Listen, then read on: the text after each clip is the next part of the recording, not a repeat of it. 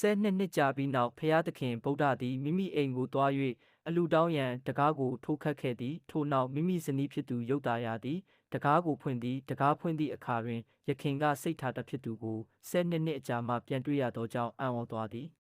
ဗုဒ္ဓကသူမကိုအလူပေးပါဟုပြောသည်ယင်းအခိုက်အတန့်တွင်ယုတ်တာရသည်မောင်နှံဖြစ်သူသည်မိမိနှင့်သားငယ်အားစွန့်ခွာ၍ညဦးသောမတော်တဆင့်ထွက်သွားခဲ့သည်ကိုသတိပြုမိပြီးအမျက်ထွက်လာသည်ဒါပေမဲ့ယခုမှာစိတ်ထားသည်ဗုဒ္ဓဖြစ်လာပြီးအလွန်မြင့်မြတ်သောသိမြင်ချက်တန်ဃာရိယာကိုရရှိထားသည်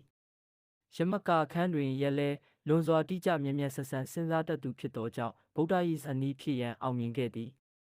ယဆုတ်တာယာကအလွန်နက်နက်ရှိုင်းရှိုင်းမေးခွန်းတစ်ခုမေးသည်တင်တစ်တော်တဲ့သို့သွားပြီးရှာဖွေခဲ့တဲ့သူကအိမ်မှာမရှိဘူးလားတဘာဝဖះဟာတလွားလုံးမှာရှိတယ်ဒီမေးခွန်းကနက်နဲပြီးထိခိုက်နိုင်တဲ့မေးခွန်းတစ်ခုဖြစ်သည်ဗုဒ္ဓကပြုံးချွေတာခြင်းဖြင့်ဖြေသည်ရှိတယ်သူကအိမ်မှာပဲရှိတယ်ယဆုတ်တာယာကနောက်ထပ်မေးသည်အိမ်မှာရှိတဲ့သူကိုရှာဖို့တင်ပါလို့တစ်တော်ထဲသွားခဲ့တာလဲဗုဒ္ဓကဖြေသည်တစ်တော်သွားပြီးမှပဲသူအိမ်မှာရှိတယ်ဆိုတာသိလာတာပါအဓိပ္ပာယ်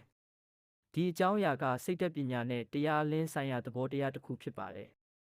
တကယ်တော့တရားဟာအတွင်းမှာပဲရှိတယ်ဒါပေမဲ့တစ်ခါတလေပြင်ပသို့ထွက်သွားရမှပဲအတွင်းကိုနားလည်လာနိုင်တာ